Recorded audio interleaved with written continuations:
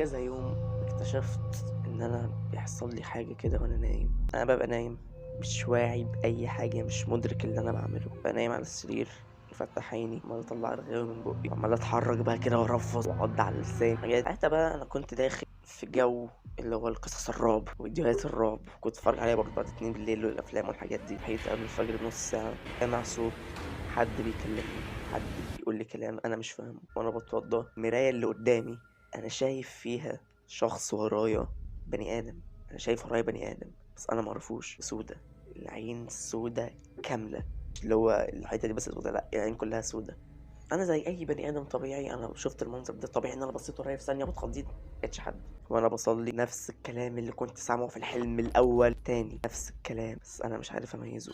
انا مش عارف ايه ده. انا قاعد على السرير بس حاسس ان في حاجه عليا، حاسس ان في حاجه منعاني ان انا اتحرك. نفسي بطيء، نفسي ضعيف، انا مش عارف اتنفس. بس اهو انا بتنفس يعني تقريبا الهواء اللي بيخش جسمي او الاكسجين اللي بيخش جسمي عشان اعرف، يعني عشان افضل عايش.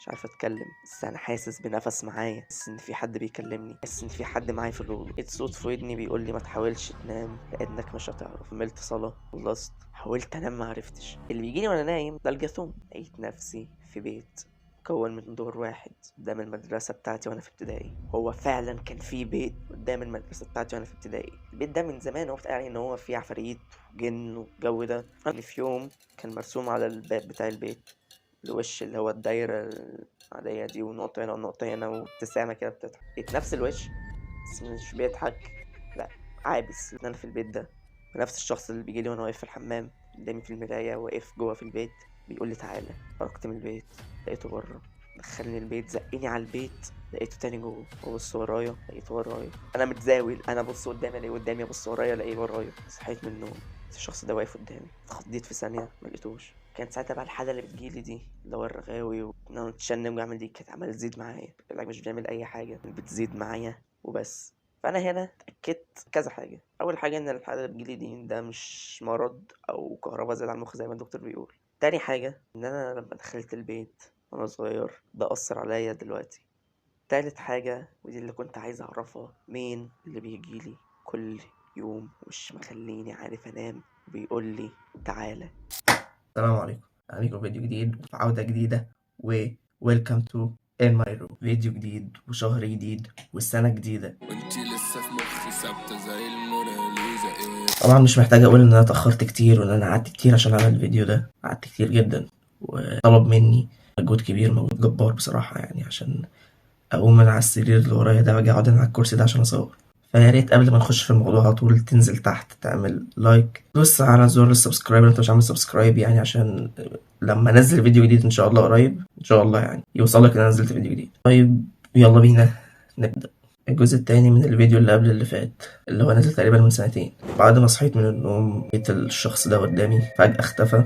فكرت واستوعبت حاجات كتير، من أهمها إن الحاجات اللي بتجيلي أو النوبة اللي بتجيلي دي ده مش مرض، دي 100% حاجة بتحصل لي خارج نطاق الطبيعة. تاني حاجة إن أنا برضو فعلا لما دخلت البيت ده وأنا صغير أثر عليا فعلا لما كبرت. بعدها قعدت أفكر هل أروح البيت ولا لأ. أنا لو رحت الشخص اللي أنا شفته 100% هيكون مستنيني هناك، 100% هيكون مستنيني هناك، وساعتها مش هعرف إن أنا أخرج من البيت، وده هيكون حقيقي، ده مش هيكون حلم، ده 100% هيكون حقيقي مش هيكون حلم. وطبعا انا ما كنتش بحكي اي حاجه لحد، لان طبيعي لو حد جه قال لي على الكلام اللي انا بقوله ده مش هصدقه، يا اما اقول عليه ان هو مجنون او بيهزر او بيشتغل.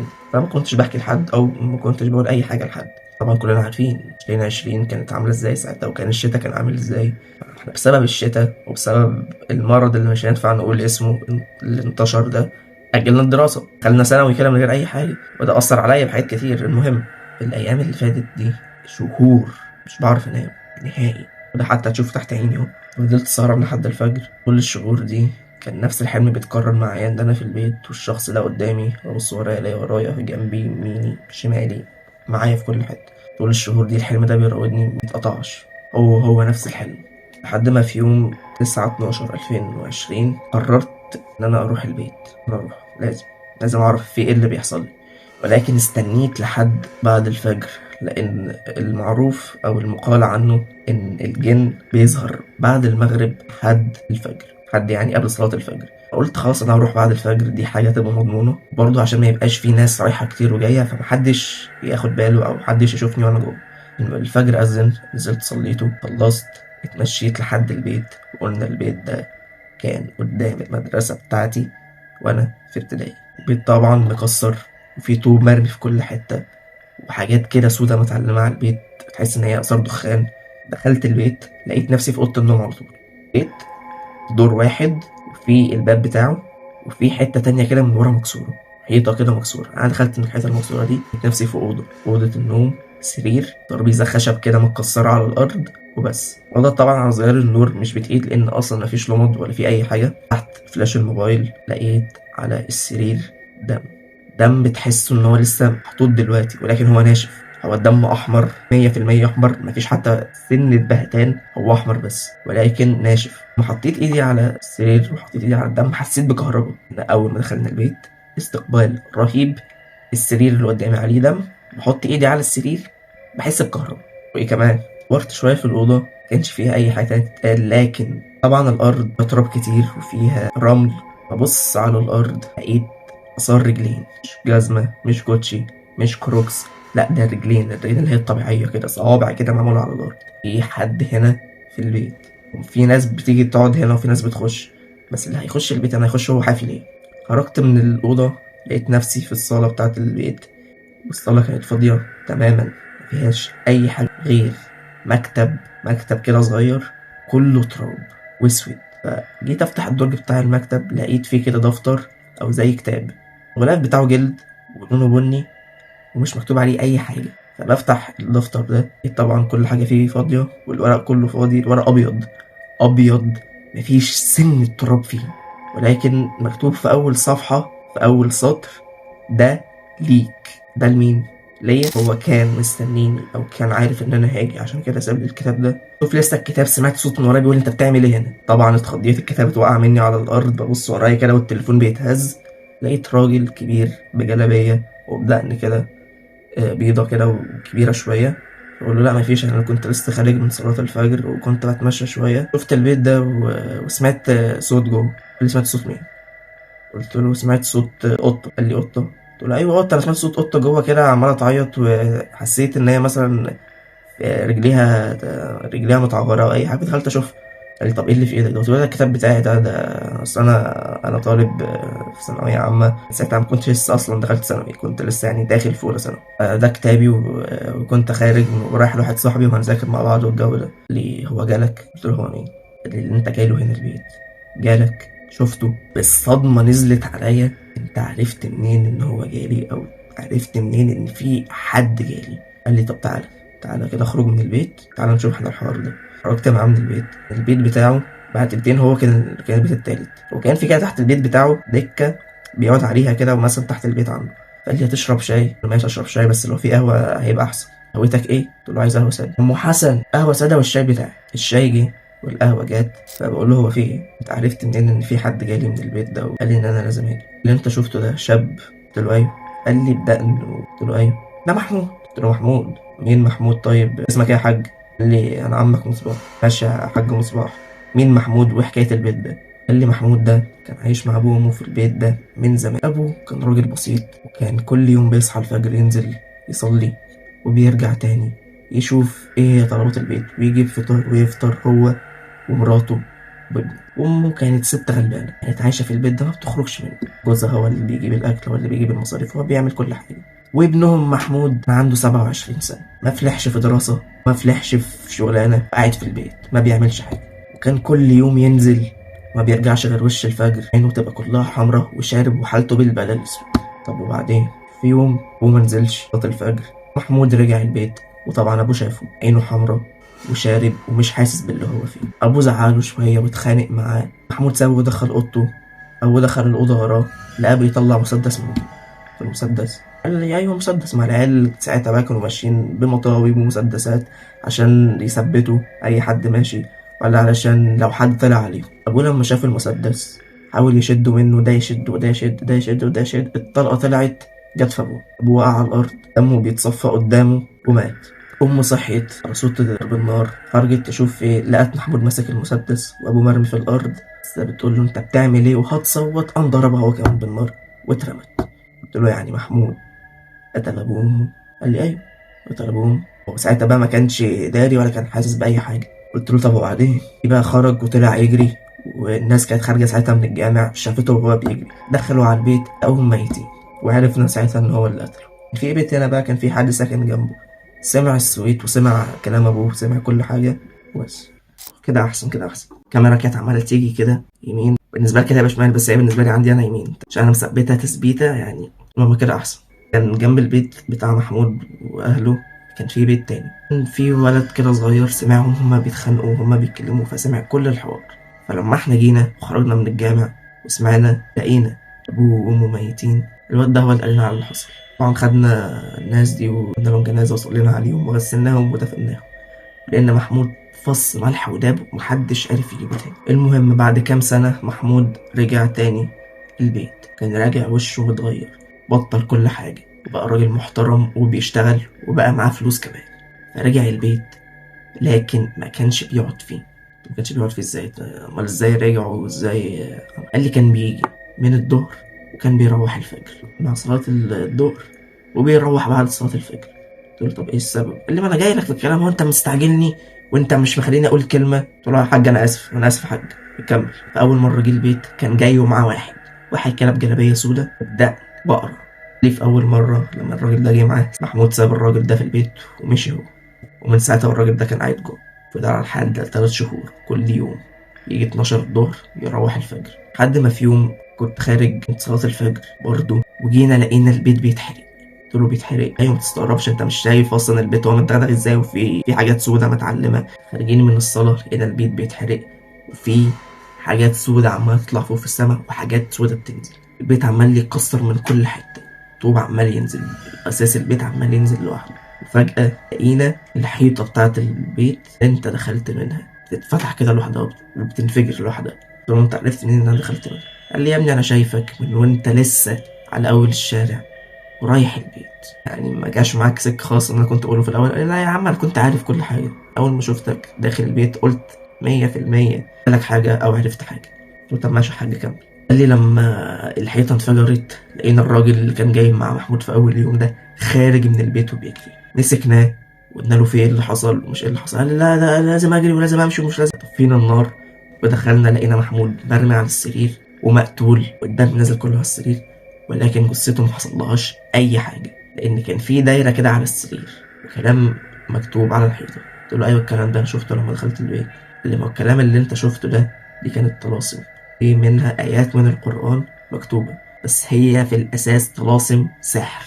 قلت له فعلا لما شفتها لقيت الحروف مكتوبه تقريبا بالعكس، فما كملتش قرايه فيها ولا كملت اي حاجه. مسكنا الراجل اللي كان خارج من البيت ده ضحينا ان ده دجال. محمود جابه لما رجع تاني البيت علشان يحاول يرجع روح ابوه وروح امه، لان هو كان عايش طول حياته بالذنب ان هو قتل ابوه وامه، فكان عايز يرجع تاني ويعيشه. ازاي يعني؟ ما ينفعش. قال لي ما هو ايوه بالظبط، شوف انت عندك كام سنه وبتقول ما ينفعش. قلت له يا حاج انت مستصغرني كده ليه يعني؟ مش فاهم. بقول لك انا بيحصل لي حاجات بسبب محمود ده. قال لي يا عم لا مش قصدي، بس شوف هو كان كبير قد ايه وما قدرش يستوعب ان ابوه ان هو قتل ابوه وامه وان هو كمان عايز يرجعه. قال لي الراجل ده كان اوهمه انه هيقدر يرجع ابوه وامه تاني. يجي كل يوم الظهر الفجر بيقعد مع الراجل ده طول اليوم يعملوا في سحر ويعملوا في طلاسم يحاولوا يرجعوه في ابوهم. قلت له طب ماشي الراجل وعارف السحر، طب محمود كان ليه ايه لازمته؟ كل يوم الراجل ده بيسحب منه دم عشان يقدر يرجع ابوهم، هو كان بيوهمه كده. لحد ما في يوم اليوم اللي جينا لقينا فيه البيت محروق. محمود قال انا زهقت وخلاص ومش عايز حاجه، وانت النهارده اخرك معايا ومش عايز منك حاجه تانية. الراجل قال له لا خلاص ده النهارده اصلا اخر يوم وكل حاجه هترجع تمام وكل حاجه تمام، وكان بس عمال يأخر معاه عشان يقدر ياخد منه فلوس تاني.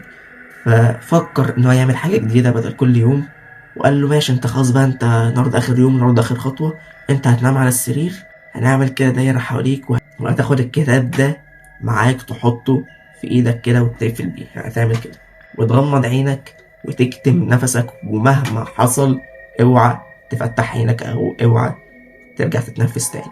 فمحمود قال له ماشي مش كده كده اخر يوم وكده اخر مره، خلاص ماشي. بالفعل ده حصل. محمود نام على السرير وحط الكتاب في حضنه وقفل عليه وكتم نفسه. الشخص ده أو الراجل ده بدأ يتكلم بصوت تخين وبكلام غير مفهوم، وفجأة البيت بدأ يتهز وعمال يقع من كل حتة ونار بدأت تطلع. محمود خاف، أي شخص في الموقف ده هيخاف، ففتح عينه بدأ يتنفس واتحرك وقام. لما اتحرك وقام الراجل عمل كده بإيده، ذبحت محمود من هنا، ذبحته ونام على السرير تاني، مات على السرير والدم نزل غرق كل حتة. وفجأة الحيطة اللي انت دخلت منها انفجرت ولقينا الراجل ده طالع لنا، وده كان اللي حصل في البيت. من ساعتها محمود لما مات جوه، روحه فضلت محبوسة جوه مش قادرة تخرج. احنا خدنا الجثة ودفناها ولكن روحه هي لسه جوه. قلت له طب وانت عرفت منين ان روحه لسه جوه؟ قال لي عشان احنا قعدنا كتير بنسمع برضه اصوات كتير في البيت. جبنا شيخ الامام بتاع الجامع دخل البيت قال لنا في حد محبوس جوه، في روح حد محبوسة جوه. قلت له كام روح؟ قال لنا روح واحدة. معناه ان هي مش روح لا ابوه ولا امه، هي روح محمود بس هي اللي محبوسة. انت بقى ايه اللي حصل معاك؟ فانا سكت كده شوية وحاولت استوعب في الاول. يا ابني يا حبيبي، ايه انت اللي حصل معاك؟ ايه اللي خلاك اصلا تيجي البيت؟ معلش يا حاج سرحت بس منك شوية، بحاول استوعب. ماشي يا سيدي استوعب، ايه بقى اللي حصل معاك؟ حكيت له على كل حاجة حصلت لي من اول الموضوع لاخره. ده معناه يا حاج مصباح. قال لي انت جيت البيت ده قبل كده؟ قلت له ايوه، مرة كنت في المدرسة اللي هنا دي. في مرة وانا خارج من المدرسة يعني كنا بنتلم شوية حوالين البيت، لان كان في برضه كلام بيتقال ان في حد جوه البيت ده مسكون والجو ده. فدخلت البيت مرة. قال لي دخولك البيت أثر عليك من صغرك، وانت 100% كنت بتشوف حاجات وانت صغير بس ما كنتش بتتكلم عنها وكنت بتستوعب. قال لي انا مش هقدر اجاوبك هو عايز منك ايه دلوقتي لان انا معرفش، بس اللي انا متاكد منه ان الدفتر ده شبه الكتاب اللي كان مع محمود في الليله اللي مات فيها. قلت له ايه؟ قال لي نسخه منه، ولكن الفرق ان الورق بتاع الكتاب كان اصفر وكان ورق مكتوب فيه طلاسم، لكن الورق ده ورق ابيض مش مكتوب فيه حاجه. ايه؟ ما خد مني الكتاب كده وشافه لقى الجمله اللي مكتوب فيها ده ليك. قال لي هو انت اللي كاتب دي؟ قلت له لا، انا لما لقيت الكتاب لقيت مكتوب فيه كده. قفله واداهوني، اللي خلي الكتاب معاك لان هو اللي سايبهولك. انا هعمل بيه ايه طيب يا حاج؟ قال لي خليه معاك وما تفرطش فيه. شكرته وقمت سلمت عليه وماشي يا حاج مصباح، والف شكر على القعده الحلوه دي وشكرا على القهوه، ومشيت. رجعت البيت لقيت الكتاب قدامي هنا على المكتب ده، ما انا افكر ايه انا بالذات، ليه انا اللي اختارني، ليه انا اللي كان بيجيلي، وليه حكالي انا، وليه قال لي، وليه كل الحوارات دي كلها انا دخلت فيها. فبفتح الكتاب تاني وبشوفه، لقيت مكتوب فيه انت كده عرفت الحكايه من اولها لاخرها، بس متعرفش ايه اللي انا فيه دلوقتي. لقيت مكتوب كده قدامي في اول صفحه وفي تاني سطر بعد جمله ده ليك. لقيت نفسي كده باخد قلم وبكتب مش فاهم حاجه وعايز اعرف انت عايز مني ايه. كميه الرعب اللي انا شفته واللي انا حسيته لما لقيت الكلام بيظهر قدامي كده بيتكتب وفي صوت نفس ورايا، انا حسيت بكمية رعب لا يمكن ان انت تتخيلها. الكلمة اللي اتكتبت قدامي لسه قدامك طريق طويل وهتعرف مع الوقت، والكتاب اتقفل لوحده. انا فضلت متلصم كده قدامي مش خايف اتحرك، وفي نفس الوقت النفس اللي كان ورايا اختفى. خايف اتحرك يحصل اي حاجة، وخايف ابص ورايا، وخايف اعمل اي حاجة. قعدت افكر مع نفسي كده واقول طريق ايه اللي طويل ووقت ايه اللي انا اكتشفه. انا مش عايز اعرف حاجة ومش عايز ادخل في حاجات تانية، كفاية اللي انا فيه. وبس ده اللي انا كنت عايز احكيه لك النهارده، وده دي نهاية الفيديو. لو عجبتك انزل تحت واعمل لايك وسبسكرايب في الشانل لو انت مش عامل سبسكرايب، وهنكمل ان شاء الله فيديوهات من نفس النوع ده. والفيديو الجاي هيكون تكملة للفيديو ده ان شاء الله، عشان عايز احكي الحكاية بقى عشان انا زهقت. وبس، سلام.